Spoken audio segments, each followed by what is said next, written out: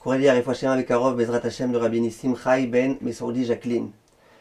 Chers amis, il y a tellement de gens qui me disent comment est-ce encore possible de rester lucide, de rester religieux, de rester pur, de vivre une vie de juif convenable dans le monde dans lequel nous sommes, avec tous les problèmes qu'il y a en ce moment, toute l'impudicité qu'il y a à l'extérieur. Et plus ça va, et moins ça va. À l'époque, c'était en France, aux États-Unis. Aujourd'hui, ça arrive même en Israël. Tous les LGBT, les LGTB, tous les machins, toutes ces bêtises-là. Comment on peut réussir encore avec tout ça, toute cette impureté, à rester sobre, à rester normal? Alors j'aimerais vous dire, mes chers amis, dans la paracha de la semaine, il est écrit que Yaakov, il a vécu 17 ans en Égypte. Début de la paracha. Le Rachaim Akadosh, il dit, il a vécu 17 ans, c'est vrai, il a vécu 17 ans, mais avant l'Égypte, il y avait aussi d'autres endroits dans lesquels il avait vécu.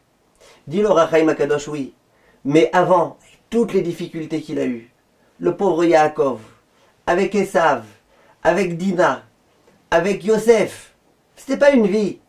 Enfin, quand tous les problèmes se résolvent, eh ben, il a pu avoir 17 ans, de sérénité, de calme intérieur. Demande le Tzemach Tzedek. Il dit, je comprends pas. Une vie en Égypte, c'est ça que tu appelles une vie?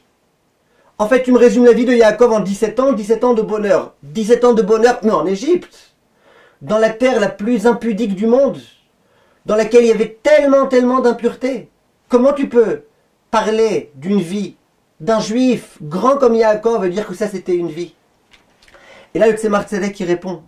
Et il dit, on sait très bien que lorsqu'il est écrit dans le Passouk Ve'et Yehuda shalach lefanav el Yosef leorot Goshna, letaken lo bet Talmud shemisham tetzeo ra'a.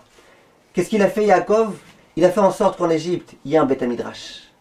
Et le Tzemach Tzedek de conclure, Im yesh Torah, az nitan lichiot afilu be'eretz Mitzrayim. Même en Égypte, s'il y a la Torah, si tu as un Bet Midrash dans lequel tu peux aller essayer de te protéger, de t'abriter de tout le maboul qui est à l'extérieur, eh bien ça s'appelle une vie. Yaakov, il a vécu pendant 17 ans, parce que pendant ces 17 ans-là, il était certes dans une terre impure, mais il était abrité dans le Bet Midrash, avec l'étude de la Torah. Mes chers amis, aujourd'hui, il n'y a plus le choix. Soit on place notre personne dans le Bet Midrash, on fixe des moments d'étude le plus possible, avec le plus d'intensité possible, en éteignant le plus possible notre portable, en faisant pas entrer la rue dans le Bet Midrash. Parce que c'est ce qui se passe aujourd'hui, malheureusement, quand quelquefois, le seul endroit dans lequel on peut enfin se protéger, c'est le Bet Midrash, on amène le portable avec nous, avec toutes les bêtises qu'il y a avec, et les réseaux sociaux, etc. Non, mes chers amis, nous voulons vivre dans ce monde tellement tordu, avant que le Mashiach arrive.